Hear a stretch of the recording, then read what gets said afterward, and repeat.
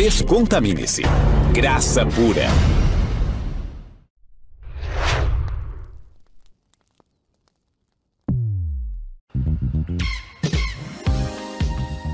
Olá, abençoados! Graça e paz, aqui quem está falando é o André Pimentel e sejam bem-vindos mais uma vez ao canal da Graça Pura. Você que está vendo aí esse vídeo pela primeira vez, saiba que ele é a terceira parte, terceira parte de uma série de mensagens em que eu estou abordando o tema sobre batismo. E para que você se situe, eu vou passar o que eu falei nos 2 primeiros vídeos, mas eu aconselho você a ouvir, porque é muito importante para que você entenda essa parte final. Na primeira parte, abençoados, eu falei sobre o batismo na lei. Será que havia batismo na lei? Qual a importância da água para os judeus? Quem foi João Batista? E por que Jesus se batizou? E o entendimento sobre o tempo que viveu Jesus de Nazaré, confrontando com os dias de hoje. Então, se você não viu a primeira parte, eu te convido a ver. O vídeo aparece aqui embaixo na descrição, é só você acessar lá, ok?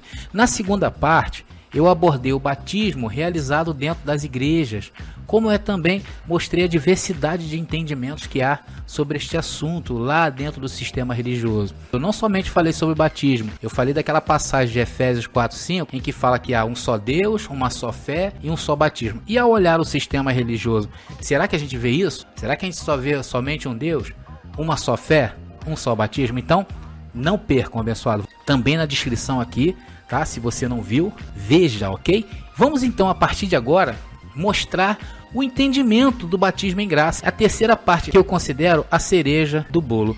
E vamos orar ao Senhor. Mas antes de orar, eu quero agradecer a todos vocês que têm compartilhado as mensagens da Graça Pura. E isso tem feito a palavra correr. O Evangelho está alcançando o norte, sul, leste, oeste desse Brasil com muita qualidade.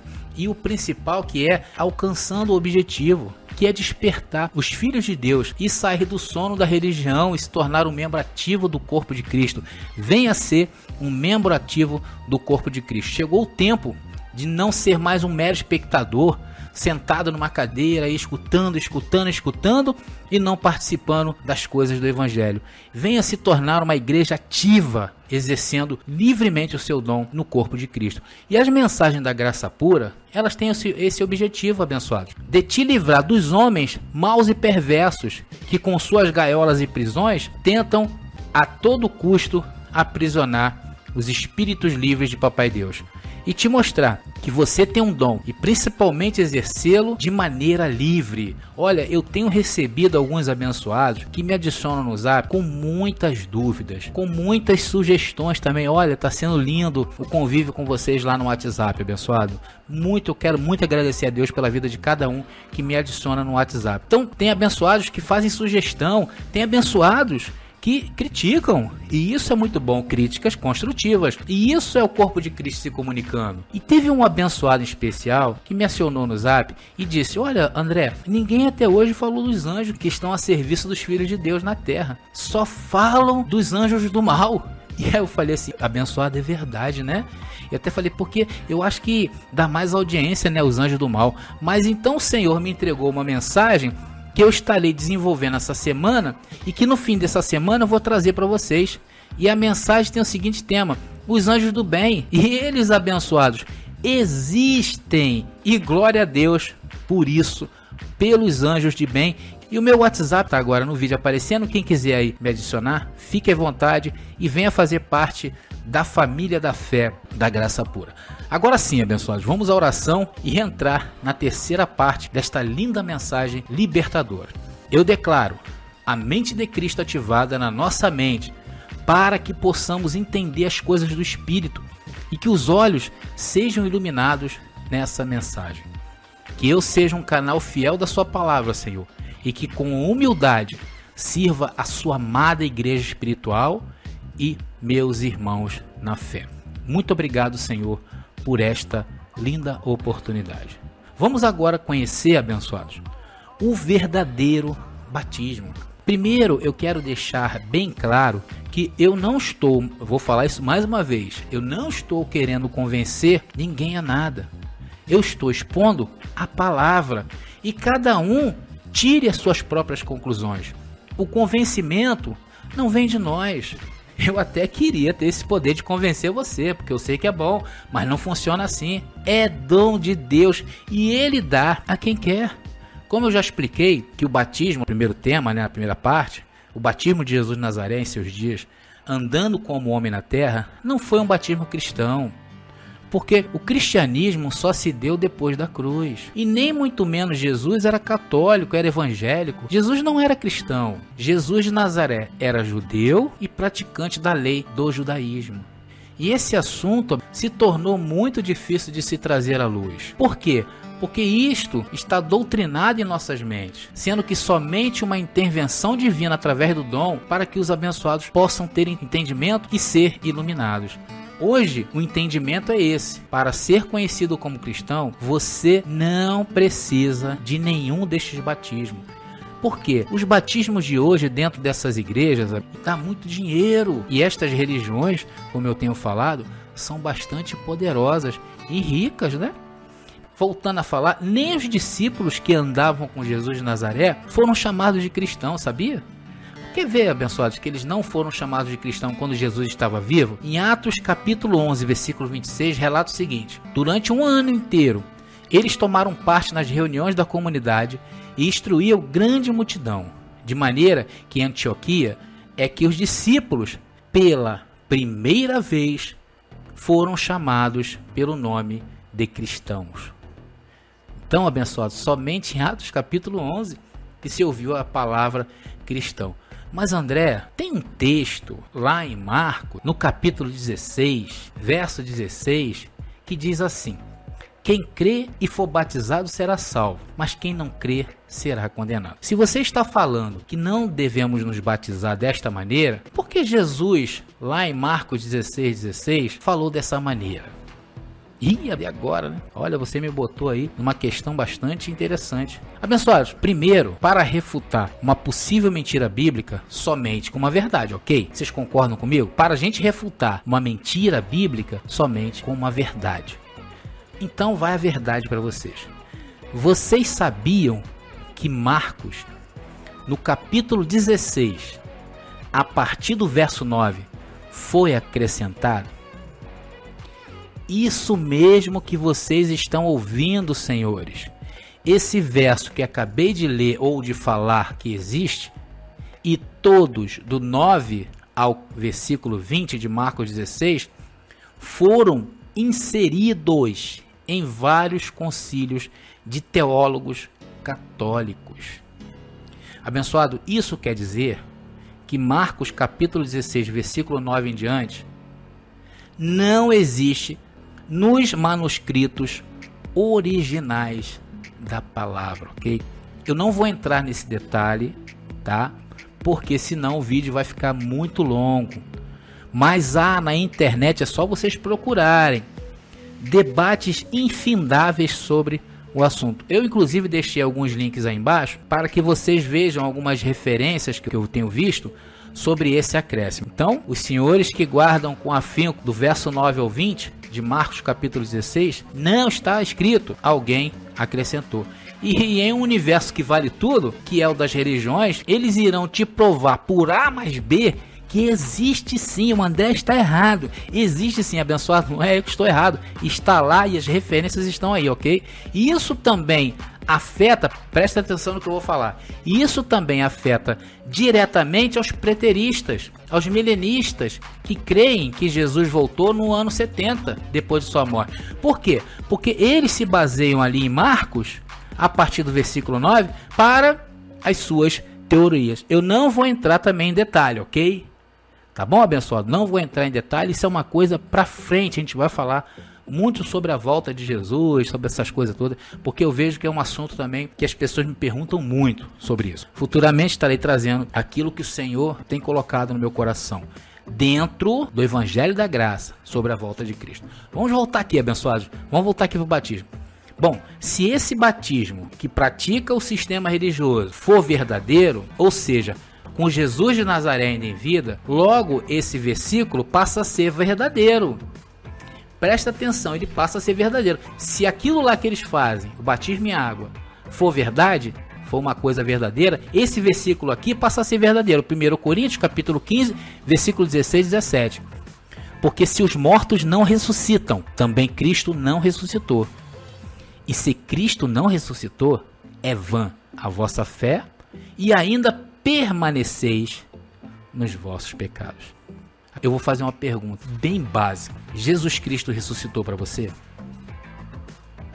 Se ele ressuscitou para você, logo o contrário desse verso que eu li no capítulo 15 de 1 Coríntios passa a ser verdadeiro.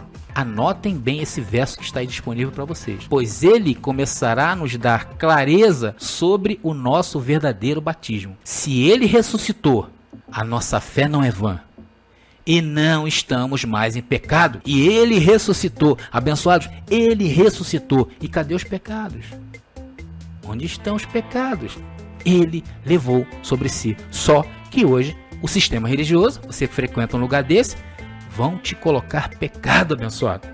Vão falar que você é um ser altamente condenável.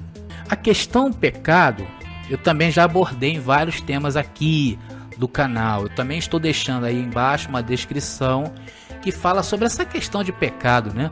Eu não quero entrar aqui nessa parte, ok?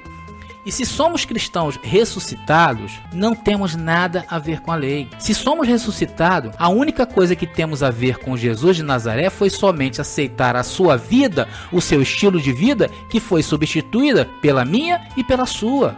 Porque, abençoados, ainda que eu quisesse, ainda que eu me esforçasse, eu não daria conta em cumprir a lei. Primeiro porque eu não sou judeu. Por isso que Jesus de Nazaré foi meu substituto. E eu não devo fazer o que ele fez. Abençoados, também não estou desmerecendo aquilo que ele fez. Mas eu não posso imitar a Jesus de Nazaré na carne. Porque Jesus de Nazaré era Deus revestido na carne. E logo eu não teria nenhuma condição, ainda que me esforçasse para isso. Abençoados, temos que entender que Jesus de Nazaré estava consertando o mundo para nós. Deus estava em Cristo, reconciliando consigo o mundo. Eu jamais poderia fazer, eu acredito, abençoado, que nem você. Tá bom, André. Agora me mostra aí o verdadeiro batismo em Cristo, que você tem falado lá desde a primeira. Vamos lá então, abençoados. Vamos responder aí aos que estão apressados em saber. Vamos ler em Romanos capítulo 6, versículo 3, lembrando que o contexto de Romanos 6, se você ler no começo de Romanos 6, parecia que Paulo estava com algum problema. Você lembra que eu citei no vídeo anterior, por isso que é importante você ver o vídeo anterior, que Paulo rejeitou ao batismo que os discípulos de Jesus faziam, que era o batismo de João Batista? Vamos ver onde Paulo rejeitou, que eu já também passei no vídeo passado. 1 Coríntios capítulo 1, versículo 17. Isso é bom para aclarar nossa mente. Paulo dizendo: porque Cristo enviou-me não para batizar, mas para evangelizar, não em sabedoria de palavras, para que a cruz de Cristo se não faça vã. Paulo chegou a citar que a cruz de Cristo se torna vã por conta da vaidade humana. E naquela época já havia problemas com isso. E veja Paulo dizendo ali como já se encontrava o sistema religioso da época. Vamos lá. 1 Coríntios capítulo 1, versículo 14 agora, a partir do versículo 14. Vamos lá. Dou graças a Deus, porque a nenhum de vós batizei, senão a Crispo e a Gaio, para que ninguém diga que fostes batizados em meu nome. E batizei também a família de Estéfanas. Além destes, não sei se batizei algum outro, porque Cristo enviou-me não para batizar, mas para evangelizar, não em sabedoria de palavras, para que a cruz de Cristo se não faça vã. Presta atenção, e outras partes, Paulo fala desse problema enfrentado por ele, devido a certa postura em relação aos outros apóstolos. Inclusive, esse também é um tema que estou desenvolvendo, chamado de conflitos apostólicos. Naquela época, o negócio ficou feio entre Paulo e os outros discípulos. E Paulo também relata desse problema com relação a dizer que alguns são de Apolo, outros diziam ser de Paulo, ou seja, a vaidade humana. Isso está registrado também em 1 Coríntios capítulo 3, é só você ler. Tá? E esse problema era os outros apóstolos, que não entenderam o que foi Jesus de Nazaré nem depois, e que fizeram o favor de trazer todo o contexto da lei para dentro da graça. Foram eles. Por isso que essas igrejas hoje, elas estão ligadas a Jesus de Nazaré, seguem a Jesus de Nazaré e a lei, porque Jesus de Nazaré foi cumpridor da lei. Paulo devia estar tendo problemas, porque os de Pedro, os de Tiago e de João, insistiam no batismo de João Batista. Então, Paulo diz assim, vou ler agora, Romanos capítulo 6, versículo 3, que é o começo do entendimento para o real batismo em Cristo. E é o mesmo que Paulo estivesse dizendo. Escuta aqui, meu irmão. Eu vou ler lá, Romanos 6, 13, mas é o mesmo que Paulo estivesse dizendo. Escuta aqui, meu irmão. Será que vocês não entenderam que o batismo dos cristãos não é na água de João Batista? Isso é sabido por vocês que Cristo ressuscitou. Vamos ler agora Romanos 6,3 para dar luz, para vocês entenderem melhor esse momento da história? Vamos lá. Ou não sabeis que todos quantos fomos batizados em Jesus Cristo, fomos batizados na sua morte? Não foi nas águas de um tanque, nem com um pouquinho de água na cabeça, abençoada. Não foi. Vamos prosseguindo. Romanos, agora versículo 4. De sorte que fomos sepultados com ele pelo batismo na morte, para que, como Cristo foi ressuscitado dentre os mortos pela glória do Pai, assim andemos nós também em novidade de vida. Esse é o verdadeiro batismo cristão. Esse batismo, abençoado, não causa vaidade, porque não dependeu de vós. É de Deus. E acreditar nisto que está escrito através do dom da fé. E assim andamos em novidade de vida. E o batismo de João Batista, por mais que tenha aparência de humildade, não serve porque andamos em novidade de vida e não na caduquice da letra. Vocês devem estar lembrados, lá na parte 2 eu falei de um amigo que havia se batizado 6 vezes. O que é isso, abençoado? Vaidade, é a aceitação das crenças humanas. E não é a água que purifica. O que nos purifica é o conhecimento e a valorização desse conhecimento, porque foi de um ato de amor do Deus amoroso, foi o sangue de Cristo. Se onde você está, abençoado, se batizas com água, você está trazendo um rudimento perigoso para os dias de hoje. Se você não sabe, hoje Deus te convida neste banquete espiritual, que foi estas 3 partes sobre batismo, que você use igual a Paulo fez em 1 Coríntios capítulo 1, versículo 17. E aquele batismo de João Batista, o revolucionário, não servia para nada. Foi um simbolismo para manifestar o Filho de Deus encarnado, o próprio Deus. Colossenses capítulo 2, versículo 12, que diz: sepultados com ele no batismo, nele também ressuscitastes pela fé no poder de Deus, que o ressuscitou dentre os mortos. Porque em graça você não precisa fazer para ser, você é simplesmente por fé através do dom. Você já nasceu batizado, porque você nasceu depois da cruz, e se você nasceu depois da cruz, você foi batizado na morte, e hoje você vive ressuscitado em novidade de vida. E isso é muito mais perfeito do que tudo, abençoado. Ou você prefere continuar com aquela cena do pastor te jogando na água de um rio ou de piscina? Isso, abençoado, não quer dizer batismo cristão. É batismo de aceitação da denominação, como citei no início da primeira parte. O nosso batismo é espiritual, na morte de Cristo e na ressurreição. Nascemos em novidade de vida, porque antes o nosso espírito estava morto, mas Cristo nos ressuscitou juntamente com ele. E esse é o batismo. Esse é o verdadeiro batismo cristão, na morte e na ressurreição de Cristo. Por essa razão, o tema dessa mensagem, que é: não se batize até ouvir essa mensagem. É com você mesmo. É você quem vai decidir se batizas em água ou o batismo em Cristo te basta. Eu já te dei argumentos bíblicos suficientes para que você pergunte ao seu líder, ao seu pastor, ao seu professor e questione. Porque o maior batismo cristão já foi realizado, foi na cruz, quando Jesus disse: está consumado.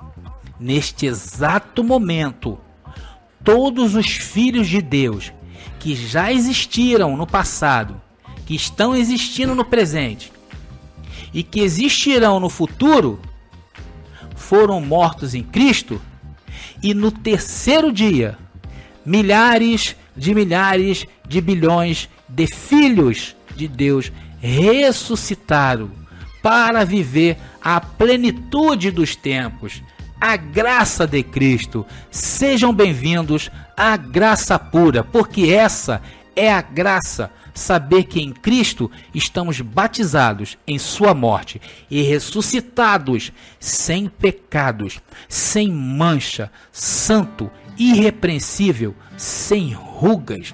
E o apostolado é o caminho a seguir em novidade de vida, livres da lei, livres do diabo, livres do sistema religioso, exercendo a liberdade gloriosa dos filhos de Deus.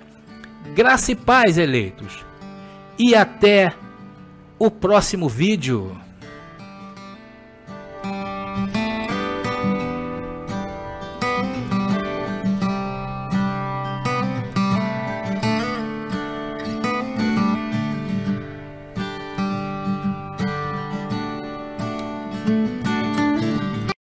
Você conhece nosso canal no YouTube? Digite Graça Pura. Inscreva-se, curta e compartilhe. Descontamine-se. Graça Pura.